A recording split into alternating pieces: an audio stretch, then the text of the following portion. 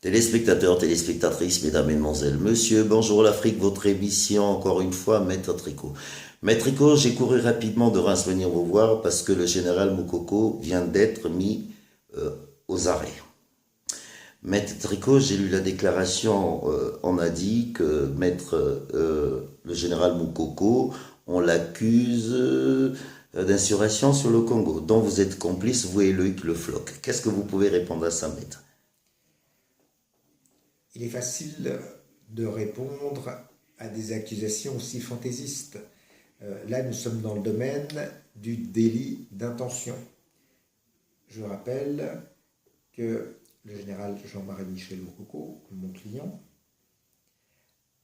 a fait l'objet auparavant de 3 convocations devant la Direction générale de la surveillance du territoire. Ici est toujours présenté en compagnie de mes confrères, ses conseils, avocats à Brazzaville. La dernière convocation, la 3e, s'est traduite le 4 mars 2016, le jour d'ouverture de la campagne pour les élections présidentielles anticipées, par une perquisition au domicile du général Jean-Marie Michel Moukoko, soi-disant pour trouver des armes et de l'argent. Bien entendu, on n'a rien trouvé. Tout cela avait été déclenché parce qu'on a ressorti une vieille vidéo datant de 2007. On est vraiment dans le domaine du délit d'intention, car depuis 2007 jusqu'à ce jour, il n'y a jamais eu de début de commencement d'exécution d'un coup d'État militaire ou d'une insurrection quelconque au Congo-Brazzaville. Le dernier coup d'État militaire date de juin 1997, et c'est le général Denis Sassou Nguesso qui l'a commis contre le président démocratiquement élu, Pascal Lissouba. Je rappelle également que depuis le 4 avril 2016, jour où les milices du Parti congolais du travail, et notamment celles menées par le député PCT Aimé Hidver Moigny, Fonds patriotique ex-Cobra, qui recrute quelques vagues anciens miliciens ninja, ont attaqué les quartiers sud de Brazzaville, et ensuite on a généralisé les opérations militaires contre les populations civiles désarmées dans le département du Poul. Et depuis le 4 avril 2016, le général Jean-Marie Michel Moukoko fait l'objet d'une illégale assignation à domicile, à résidence forcée. Nous avons également un autre candidat de l'opposition, André Okombi Salissa, qui lui aussi est assigné à résidence à domicile. Et donc, depuis le 4 avril 2016, le général Jean-Marie Michel Moukoko ne veut pas entrer ou sortir de chez lui. Et il a même droit au traitement de faveur d'avoir un véhicule de police d'interception de ses communications téléphoniques. Et c'est justement parce que le général Moukoko arrivait quand même à communiquer avec ses conseils, dont je fais partie, à communiquer avec la presse internationale, que la dictature, prise par la peur, devant la popularité du général Moukoko, parce que le dictateur Denis Sassou Nguesso sait bien qu'il a perdu les élections présidentielles anticipées du 20 mars. Il sait bien qu'il n'a eu que 8%. Et que le général Jean-Marie Michel Moukoko et Guy Brice Parfait-Colélas sont très largement arrivés en tête. Et il sait fort bien que la demande du général Jean-Marie Michel Moukoko de voir recompter les voix du 20 mars, de voir organiser un second tour de l'élection présidentielle pendant et à l'issue d'une période de transition, un peu à l'image de ce qui s'est fait en République centrafricaine, cette demande de respect de la vérité des urnes remporte un grand écho. La preuve en avait été la journée du 29 mars, ville morte dans tout le Congo. Maître, je vous trouve tellement zen parce que vous êtes quand même accusé de coup d'État, maître. Vous et Loïc Le Floch. Alors, parce qu'il faut rappeler à nos téléspectateurs et surtout à nos amis d'internautes, si le général est arrêté aujourd'hui, ce 14 juin 2016, la première question était: vous connaissez Maître Tricot? Oui. Vous connaissez Loïc Le Floch? Oui. Et subitement, après toutes ces interrogatoires, il est accusé d'insurrection au Congo, pour ceux qui ne connaissent pas ce mot, donc un coup d'État au Congo, préparé par Maître Tricot et Loïc Le Floch. Qu'est-ce que vous pouvez répondre à ça, maître? Parce que c'est grave.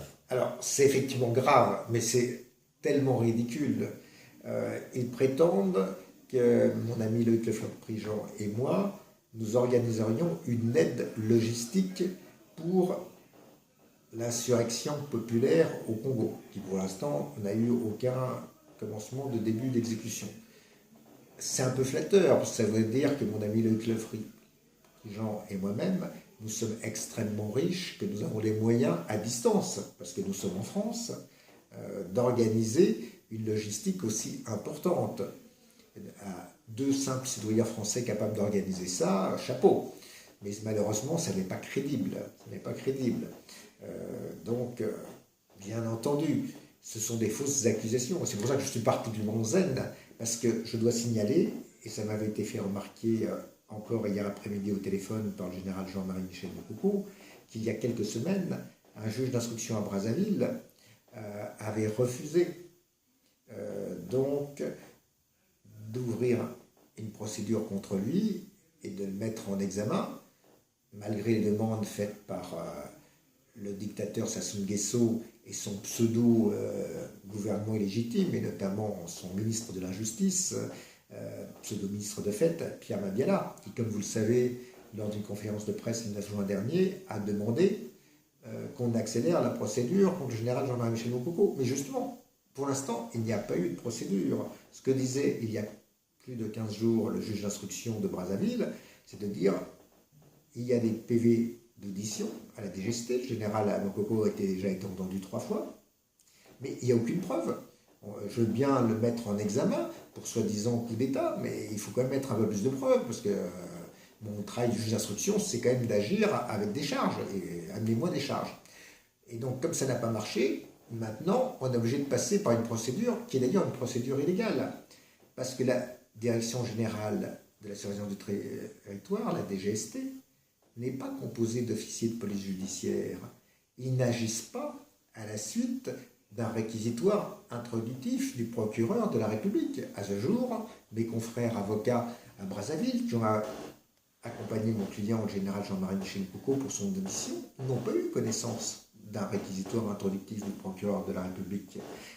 Donc nous sommes dans une situation totalement illégale, où c'est une police administrative purement politique qui joue un rôle d'intimidation et qui sont dans le domaine de l'imaginaire, du fantasme et de la peur. D'ailleurs, pour le détail de la procédure, il faut savoir qu'il y a des faux bruits qui ont circulé sur Internet, mais ils étaient justifiés. Parce que, à 18h, à la fin de l'interrogatoire à la DGST, le général, vu qu'il n'y avait plus de charge contre lui, avait été autorisé à rentrer chez lui. Et ses avocats, donc, commencent à sortir pour le raccompagner. Mais il y a eu un coup de fil, un appel du général amiral Jean-Dominique Okemba, le neveu du dictateur Sassou Nguesso, qui a intimé au colonel de la DGST, le colonel Atipo, exactement, celui qui avait signé la convocation, donc de mettre immédiatement en garde à vue et en détention le général Moukoko, alors qu'on le revenait juste à l'instant, il était en train d'être lâché. Il aurait téléphoné 1 minute plus tard, le général Moukoko était déjà dans sa voiture et parti. Alors que là, il s'apprêtait à monter dans sa voiture. Et donc là, hop, on l'a rattrapé pour le mettre en garde à vue. Parce qu'effectivement, dans le cadre de son audition d'aujourd'hui, il n'y avait aucune charge contre lui. Donc on est bien dans une situation purement politique, et à la fin, on a dit, bon, on va dire que, et ça a été les derniers mots pour dire on vous retient, on considère que vous avez tenté de préparer une insurrection populaire avec l'aide d'Ambert Tricot et Loïc Le Floch-Prigent. Maître Tricot, suite à ces comportements de ce gouvernement ou de ces autorités congolaises, Maître Tricot, 77 jours aujourd'hui de résidence surveillée au général. Maître Tricot, le comportement de ce gouvernement, des autorités congolaises, qu'est-ce que vous pouvez dire de ça, Maître Tricot? Déjà, première chose, je dois rappeler que l'ensemble de la communauté internationale a déclaré non crédibles les résultats des élections présidentielles anticipées du 20 mars 2016 au Congo-Brazzaville. En conséquence, depuis le 20 mars 2016, il n'y a plus de président de la République et il n'y a plus de gouvernement. Donc quand vous parlez de gouvernement, moi en tant que juriste, je dis non.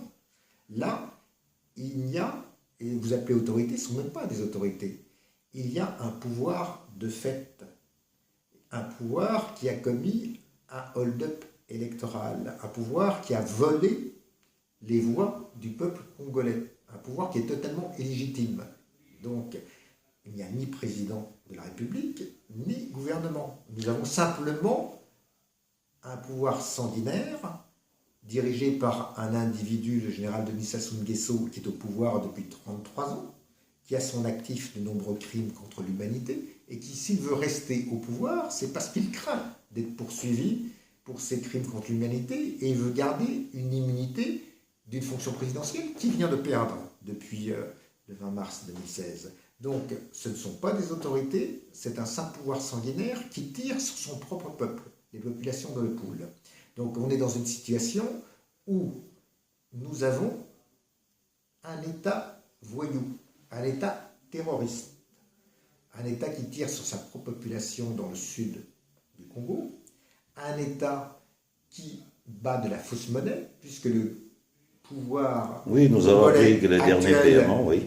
a fabriqué des faux billets de francs CFA. Ce qui, moi, en tant que citoyen français, en tant que contribuable français, c'est une attaque directe.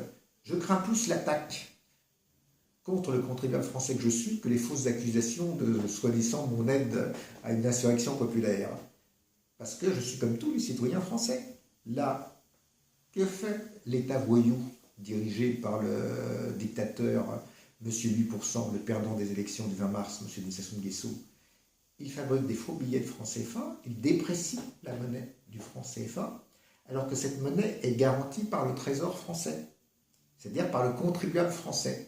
Donc, si on organise une dévaluation de fait du franc CFA, c'est le contribuable français dont on devra augmenter les impôts, tout ça pour assurer le train de vie du dictateur Denis Sassou Nguesso, qui pendant 33 ans a pillé les ressources congolaises, a détourné l'argent à l'étranger, a appauvri le peuple, a mis le pays au bord de la faillite. Comme vous le savez, l'agence de notation Moody's a dégradé le rating, la note du Congo-Brazzaville, qui est au bord de la faillite, puisque, comme vous le savez, le régime illégal, illégitime, actuellement au pouvoir, a gagé jusqu'en 2025 les ressources pétrolières du Congo-Brazzaville. C'est pas possible. 2025 ? Oui, a gagé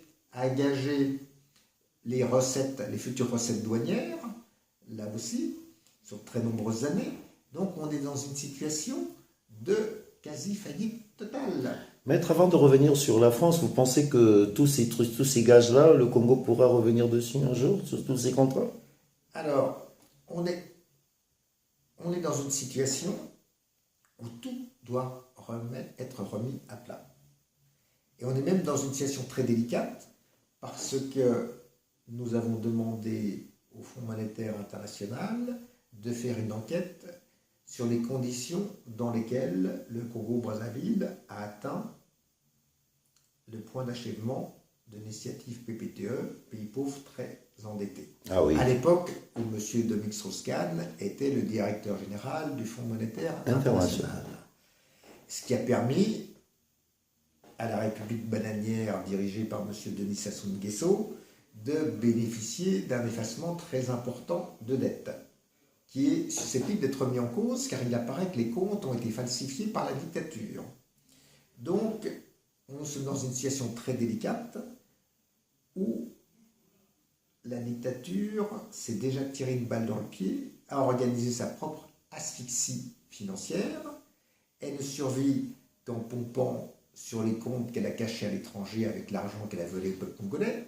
Mais justement, et je remercie beaucoup mes confrères internationaux, avocats, militants de la défense des droits humains et des libertés publiques et individuelles, comme je le suis, qui participent à des actions judiciaires visant à saisir les avoirs immobiliers et les avoirs bancaires des membres de la dictature, et pas seulement d'ailleurs la famille Sassou Nguesso. Nous avons obtenu des succès, puisque nous avons fait saisir notamment des biens immobiliers en France. Les procédures sont largement engagées aux États-Unis d'Amérique. Une procédure également est engagée au Canada. Donc, en Suisse, nous avons fait remettre en cause une société de trading pétrolier qui fait du blanchiment d'argent pour le compte de la dictature Sassou Nguesso.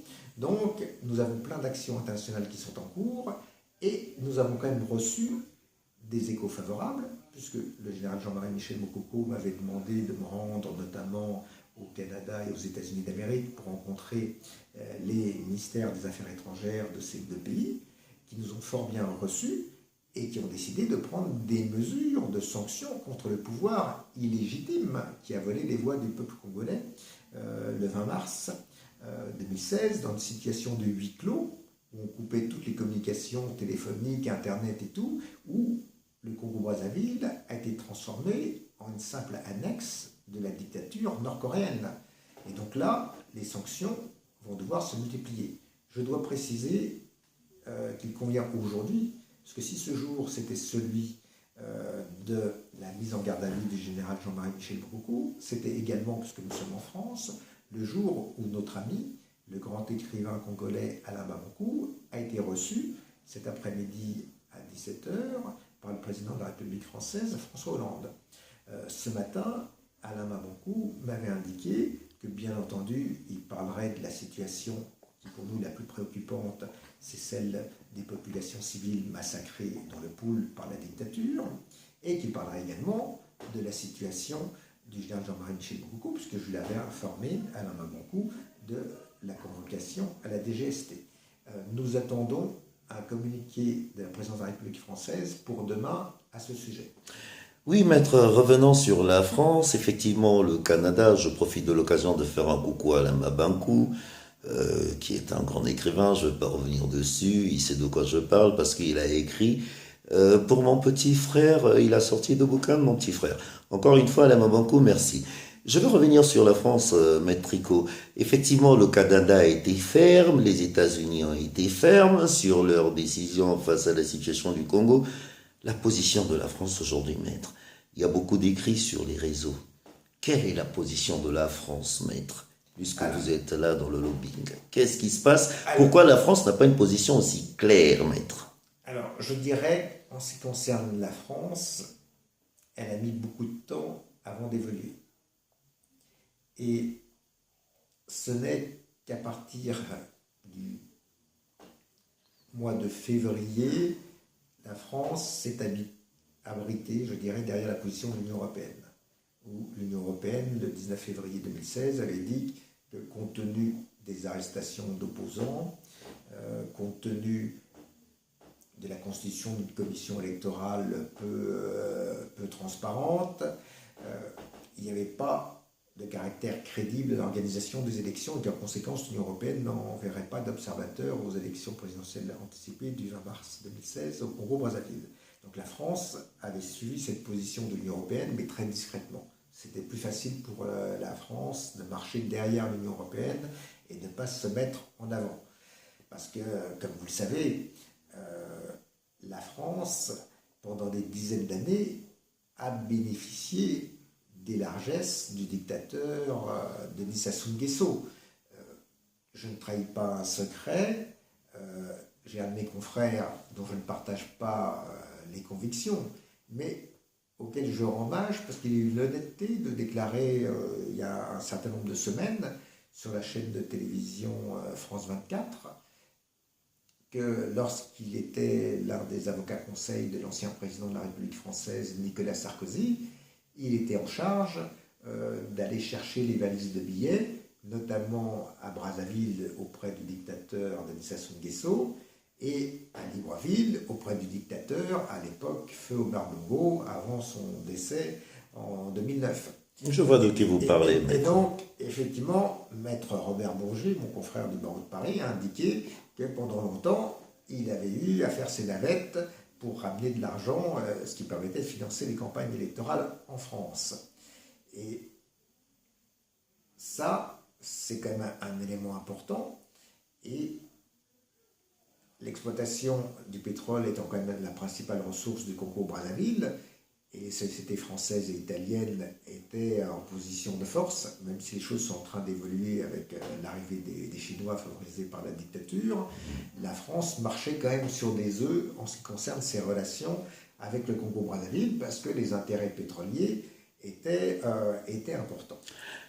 Maître, il nous reste une petite minute. Alors, maître, pour le mot de la fin, pour toute cette diaspora qui ont l'habitude de vous suivre, nous savons que vous êtes un militant, en tout cas, qui suit le combat du Congo très près. Vous êtes toujours là dans les manifestations. Aujourd'hui, le général, le candidat du peuple, a été arrêté.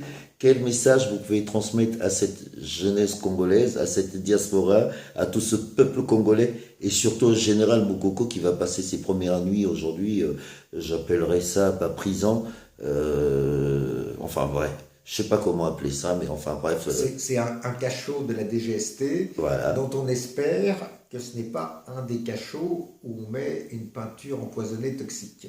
Donc c'est déjà ça qu'on espère. Mais le message à passer, c'est de dire à la jeunesse congolaise, restez calme, restez mobilisés.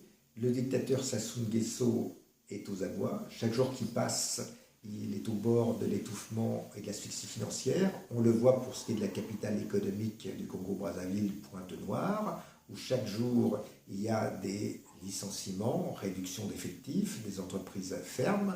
De nombreuses entreprises internationales prennent peur en raison notamment des massacres dans le Pool et ne veulent pas être complices d'une situation aussi sanguinaire et chaotique.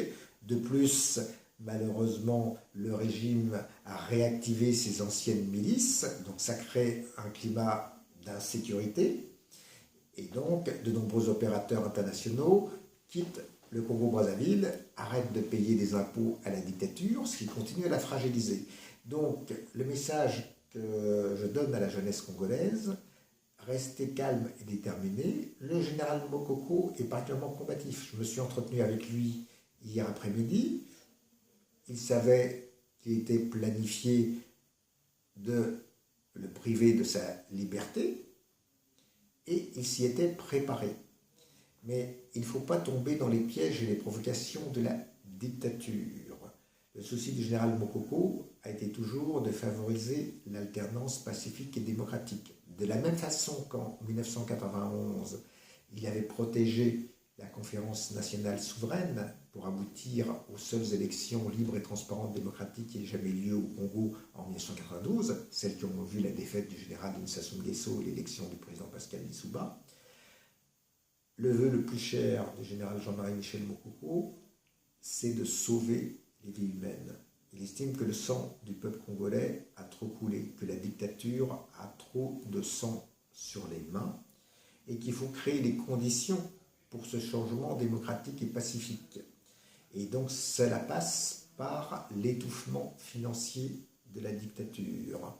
Et c'est pour ça que le général Mokoko compte surtout beaucoup sur la diaspora. Parce que la diaspora est plus libre de ses mouvements.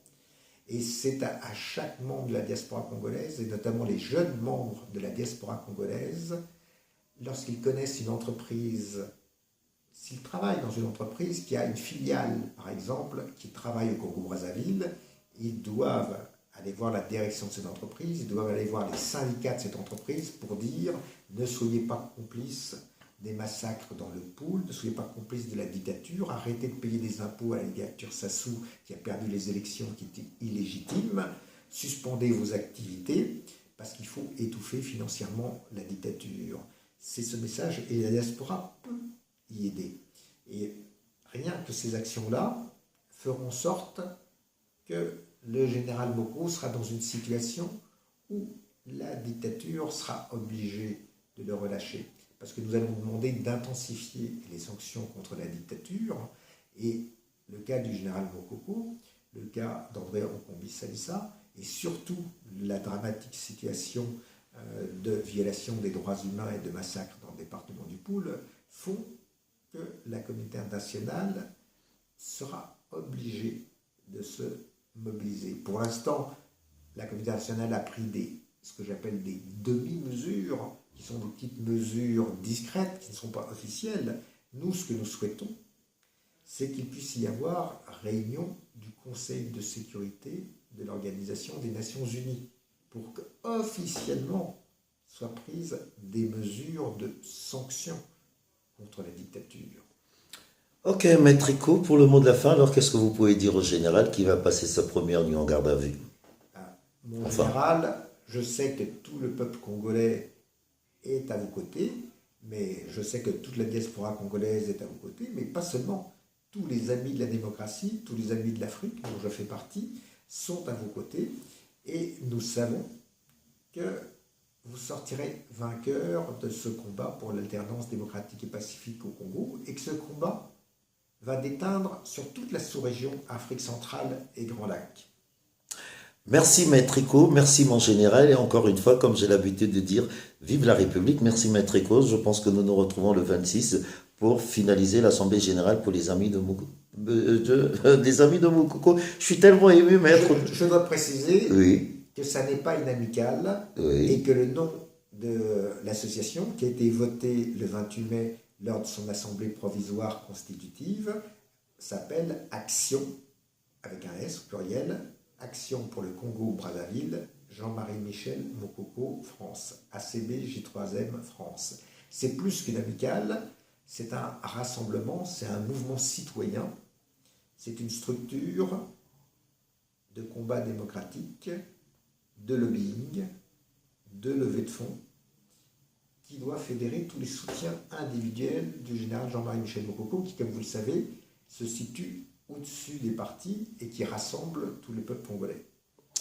Maître Rico, merci de m'avoir reçu chez nous, je dirais, parce que ça commence à être chez nous, votre cabinet. C'est un plaisir pour moi, maître. En tout cas, comme j'ai l'habitude de dire, vive la République. Rendez-vous le 26 juin, bien sûr, toujours à Vincennes. Encore une fois, merci, maître, et bonsoir à vous, mon général. Que le bon Dieu vous accompagne pour ceux qui y croient. Vive la République. Merci encore une fois, maître Rico. À bientôt. À bientôt.